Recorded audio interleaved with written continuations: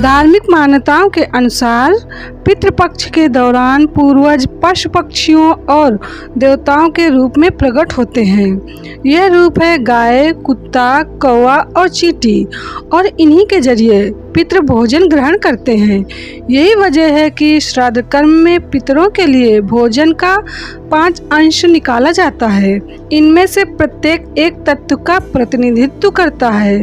गाय पृथ्वी का प्रतीक मानी जाती है, कुत्ता जल तत्व का प्रतीक माना जाता है, चींटी अग्नि का प्रतीक है, कौवा वायु का प्रतीक है और देवताओं को आकाश तत्व का प्रतीक माना गया है। श्राद्ध के दौरान भोजन के 5 हिस्से चढ़ाना इन तत्वों के प्रति आभार व्यक्त करने के एक तरीके के रूप में देखा जाता है। पितरों के निमित्त निकाले जाने वाले भोजन के इस 5 अंश को पंचबलि के नाम से जाना जाता है। ऐसा माना जाता है कि भोजन का अंश निकाले बिना श्राद्ध कर्म अधूरा होता है। इसीलिए स्वयं भोजन करने से पहले इन 5 अंश जरूर निकालना चाहिए। हिंदू धर्म में मान्यता है कि पूर्वजों की 3 पीढ़ियों की आत्माएं पितृलोक में निवास करती हैं। पितृलोक स्वर्ग और पृथ्वी के बीच का स्थान माना जाता है। यह क्षेत्र मृत्यु के देवता यमराज द्वारा शासित है। मान्यता है कि जब अगली पीढ़ी का व्यक्ति मर जाता है तो पहली पीढ़ी स्वर्ग में जाती है और भगवान के साथ मिल जाती है। इस प्रकार पितृलोक में केवल 3 पीढ़ियों को श्राद्ध संस्कार दिया जाता है, जिसमें यम की महत्वपूर्ण भूमिका होती है। इन कार्यों से नाराज होते हैं पितर। श्राद्ध कर्म करने वाले सदस्य को इन दिनों बाल और नाखून बिल्कुल नहीं काटने चाहिए। उन्हें ब्रह्मचर्य का पालन भी करना चाहिए। श्राद्ध कर्म हमेशा दिन में करें। सूर्यास्त के बाद श्राद्ध करना अशुभ माना जाता है। इन दिनों जानवरों या पक्षियों को सताना या परेशान भी नहीं करना चाहिए। सनातन धर्म में पितृपक्ष का विशेष महत्व है। इस दौरान पितरों की विशेष पूजा की जाती है। साथ ही पितरों को अन्न जल देने तक उपवास रखा जाता है। धार्मिक मत है कि पितरों की पूजा करने से व्यक्ति के सकल मनोरथ सिद्ध होते हैं। साथ ही आय और सौभाग्य में भी वृद्धि होती है।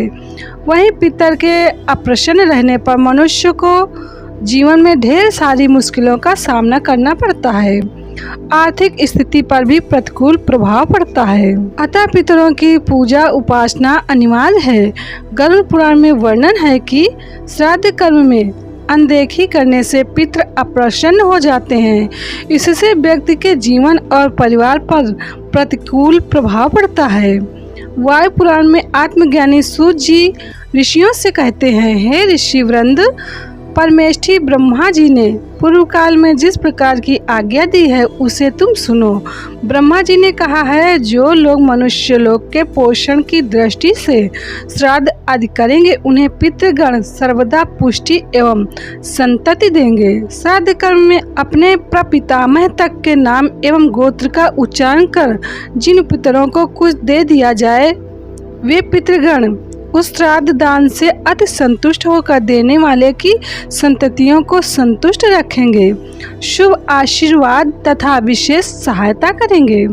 ब्राह्मणों को भोजन के समय ये भावना करें कि इन ब्राह्मणों के शरीरों में स्थित मेरे पिता, पितामह और प्रपितामह आदि आज भोजन से तृप्त हो जाएं।